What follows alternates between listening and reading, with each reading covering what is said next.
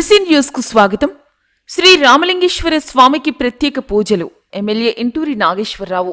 వలేటివారిపాలెం మండలంలోని వలేటివారిపాలెంలో ప్రసిద్ధ శైవ క్షేత్రమైన శ్రీ రామలింగేశ్వర స్వామివారిని శాసనసభ్యులు ఇంటూరి నాగేశ్వరరావు దర్శించుకుని ప్రత్యేక పూజలు చేశారు.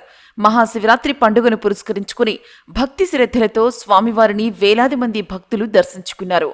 ఆలయ కార్యనిర్వహణాధికారి కార్తీక్, పూజారి చంద్రకాంత్ శర్మ, నాయకులు ఎమ్మెల్యే నాగేశ్వరరావుకు స్వాగతం పలికారు. అనంతరం ఎమ్మెల్యే స్వామివారిని దర్శించుకుని ప్రత్యేక అభిషేకాలు, పూజలు నిర్వహించారు. ఈ సందర్భంగా ఎమ్మెల్యే మాట్లాడుతూ మహాశివరాత్రి రోజున పుణ్యక్షేత్రమైన శ్రీ రామలింగేశ్వర స్వామి ఆలయంలో స్వామివారిని దర్శించుకోవడం తన అదృష్టంగా భావిస్తున్నానని చెప్పారు.